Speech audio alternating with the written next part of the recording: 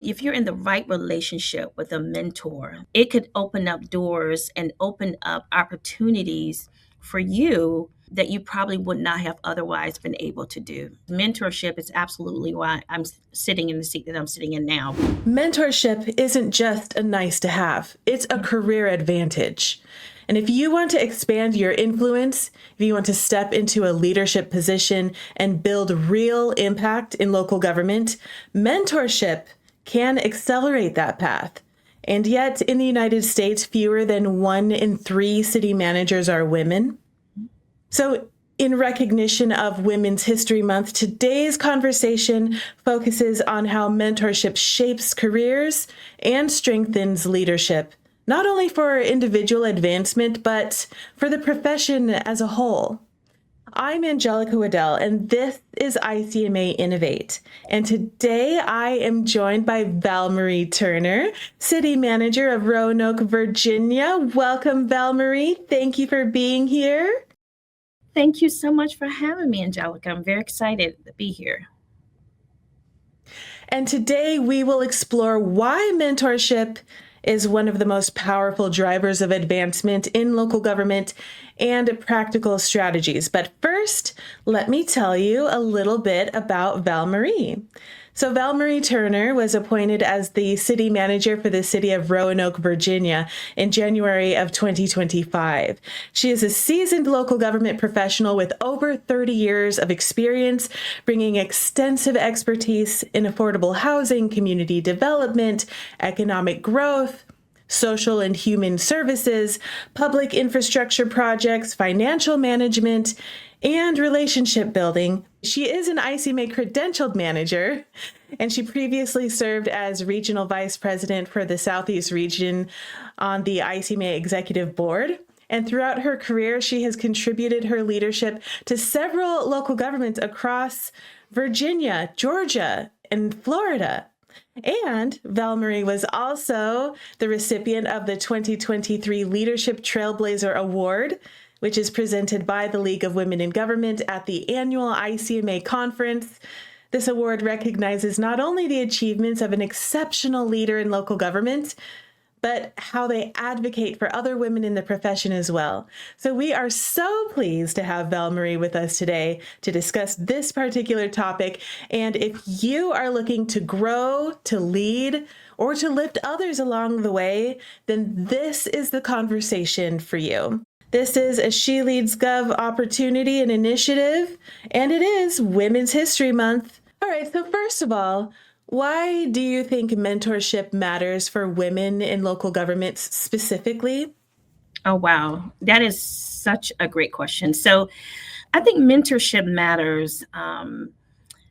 If you take a more experienced individual and you connect them with someone with less experience, that's an opportunity to pass wisdom and knowledge to the individual, and that's invaluable, advice, when the mentee is looking to grow or to matriculate in their career in leadership, and for women specifically, I believe that representation matters. You talked a little bit about this at your opening, but we think about nationally, it is less than 25% of women that serve as a city or county manager, while women make up more than 50% of the local government workforce. So that is a huge gap in representation in senior leadership positions. And, as such, women in senior leadership positions should absolutely want to mentor other women or just mentor, as a whole. So it matters as, you mentioned I have 30 years of experience, but I don't plan on doing 30 years more, right? And so I am on, I would say the second half of my leadership journey, and I would be remiss if I didn't look back and mentor others as I have been mentored, which we'll get into, I'm sure. Absolutely. So it's not just about receiving mentorship, but it's also about what you can do to pay it forward and provide mentorship to other people. Absolutely. Absolutely. So let's learn about your career path. Can you tell us about how you got to where you are today? And then how did mentorship impact your own career? Okay. Well, I can start with the latter first. Because mentorship is absolutely why I'm sitting in the seat that I'm sitting in now. But, My journey to local government was a little different, because my undergraduate degree is in business economics. And so I had a whole thing about what I wanted to do, what I thought I wanted to do. But I graduated in the early 90s, right in the middle of another recession. And so there I was working for a mortgage corporation, still looking for a job. And I saw a job open with a local government that was close to my home, paid more money, and it was for a loan closer. And I didn't understand how the two mixed with loan closer at a local government, but it was, right up my alley in terms of the experience that I had gained at the mortgage company. And so, but when I started, I did get the job, obviously. But when I started with the position, I started in an agency in local government that received a ton of grant money from the federal government in order to impact neighborhoods, change lives. And this particular agency had created these affordable housing programs, which included providing not only down payment assistance, but also included providing second mortgages in order to make home ownership a reality for low income individuals. But what happened is I really started begin to understand that local government was something that was going to be rewarded for me both professionally and personally. And so at that point, I didn't want to do anything else. I was in a position where I could impact lives, and that's something that I learned at a very early age in terms of giving back. So I was able to be a public servant and to impact lives with other people money. So I thought it was a win-win for me.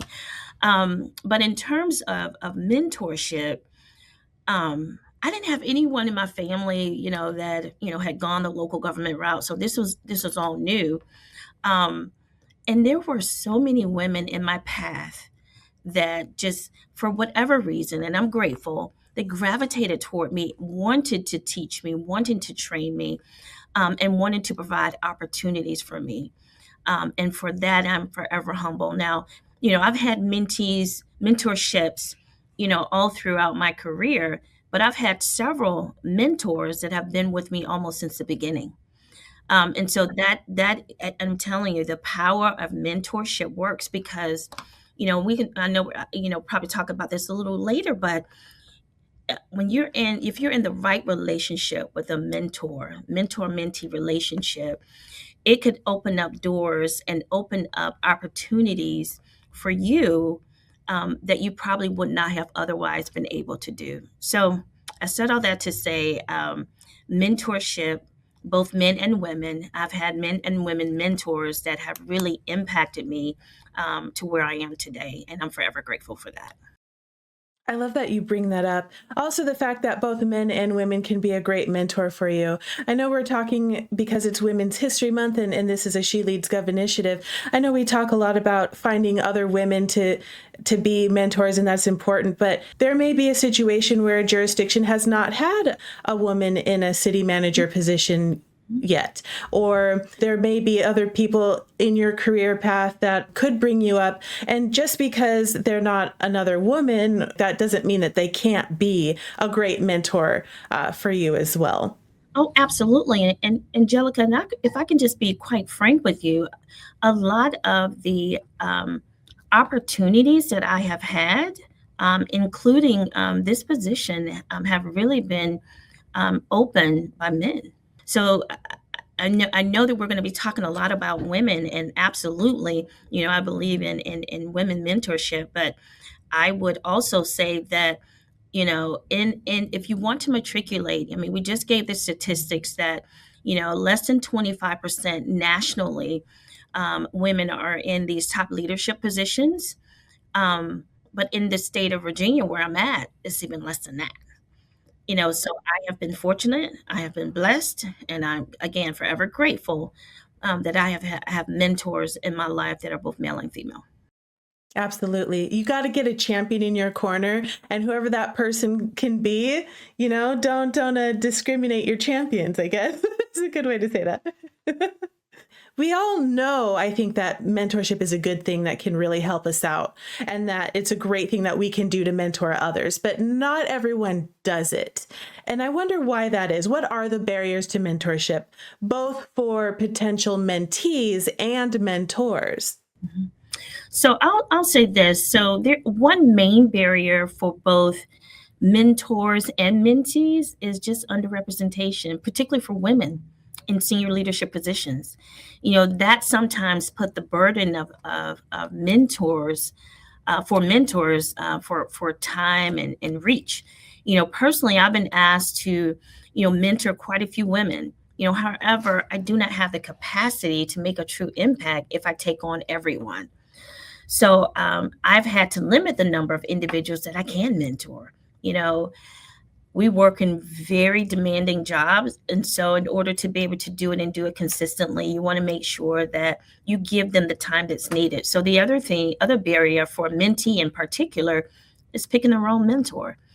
It is extremely important that you have a mutual connection, a level of respect, and that goes both ways for the mentor and the mentee. And then another thing to remember is a mentor is not a coach. Usually a mentor is someone that is long term, for looking at your professional and institutional development, whereas a coach is usually, performance based for like a specific goal. Um, so you want to make sure you differentiate between those two. And then another barrier for a mentor, and I mentioned this a little earlier, is time. You know, with our schedules being so demanding, only take on a mentee if you can truly invest the time to be able to provide them with the tools that they need to be successful. So those are just a few barriers that I came up with. And we have an interesting comment in here too: mentorship as a two-way learning process. Yes. It absolutely is, because I can tell you, I have learned so much from my mentees. I'm of a certain age, so it is helpful, when you can meet with someone and they have a different perspective. And I never try to mentor someone to take the same exact path that I have. I try to see what type of tools, what type of um, area of expertise that they have that I think that they can harness in on. May not be my area of expertise, but how they could potentially use that in order to matriculate. So you want it to be specific, your mentorship to be specific to the person that you're mentoring. So I agree with Ali wholeheartedly. Yes, that specificity speaks to what you mentioned earlier about choosing the right mentor. And I know that you've also been able to refer people to other folks who said, you may say, hey, you know what, I know another person who could potentially be a good connection for you, or a good person that you could reach out to. And I think that's a great way to overcome the barrier of, maybe I don't have the time to take on another mentee, or maybe it's not the right connection at this time, but there's other people that you can connect people to. And I think that's a beautiful and wonderful thing to be able to do for someone's career as well. Absolutely. Absolutely. And then here's a great comment that leads us into our next question. If there is no one available within the organization, what are your thoughts on reaching outside to ask someone to mentor you? So go ahead and answer that one, and then we'll go to the next question, because that's a perfect bridge. So it is absolutely a perfect bridge, because if you don't have someone, it doesn't necessarily have to be in your organization. Now, I will say that most of my mentors I have met either through an organization that I work with, but the other thing is I've met them through being involved. SheLeadsGov, excellent opportunity. The League of Women in Government, Women in Local Government, your state associations.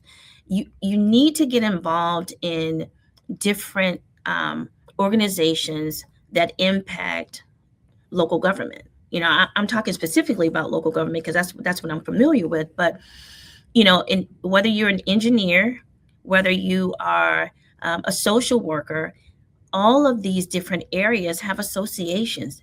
Get involved. That is so critical. Right. You don't have to have your mentor being from the exact same organization that you are, because that networking piece can really open up a lot of opportunities for you, going to conference, going to events. Absolutely. Network, Yes. network. And did I say network? That's critical. And so this next question is about, okay, we want this mentorship piece, but now let's make it practical. How can women in local government harness mentorship to move their careers and influence forward? So I'll tell you a little bit about my experience, and then I'll kind of give just a couple of things that I think are pertinent to this. If I did not have a mentor to tell me I was ready for the next level, I probably would have never stepped into it, because I was always saying, "Oh, I need to learn this. Oh, I need to do this. Oh, I need to do this."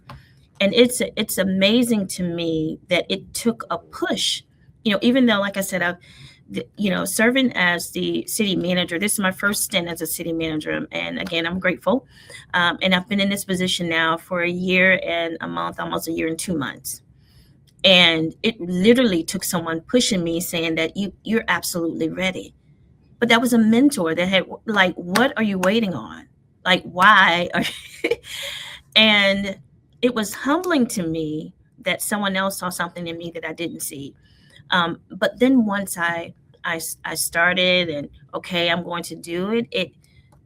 I did have the tools to be successful. So, having the confidence. But the first thing is, and I talked a little bit about this, is having the correct relationship with your mentor, mentee-mentor relationship. You have to have someone that you are comfortable with, not only providing information to you, but also, as my mom will say, checking you when they need to.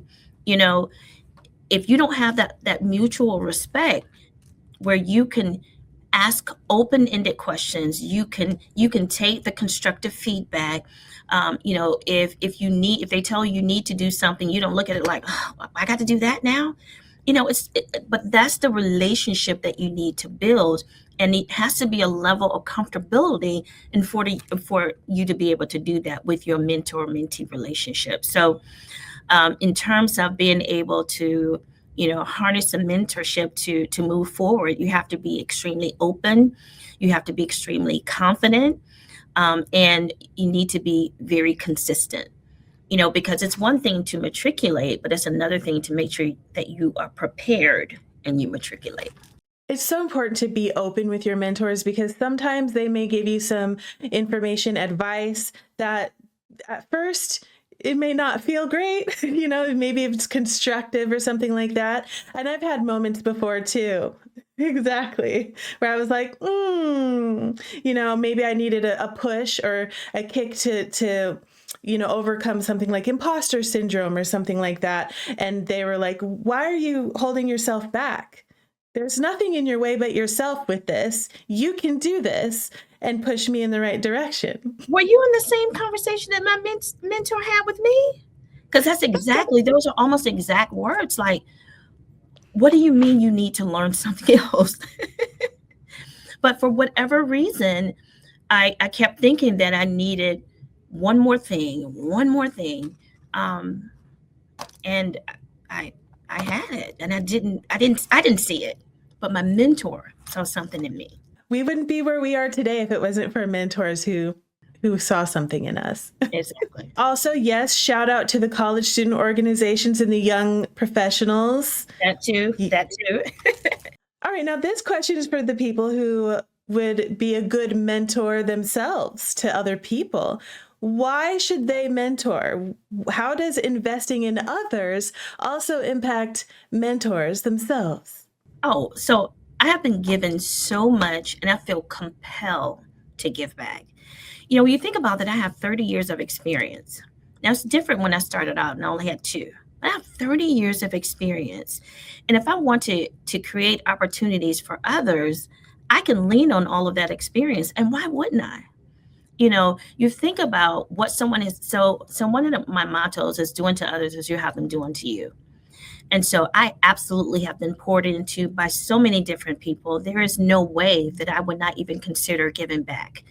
And I think being able to elevate someone and pour into someone else, That is a privilege and an honor, and it's not something that I take lightly. And, you know, someone who loves local government, again, I'm in local government, so I speak about local government. I want this profession to continue, and I want others to know what it's like to be a public servant. No, it's not always easy, but to be able to tangibly touch and see and feel those that you impact on a daily basis, particularly for local government, because what we do is almost immediate. Some of the things and the impact that we see on others and the impact that we see in our communities. There is no greater feeling than to be able to do that.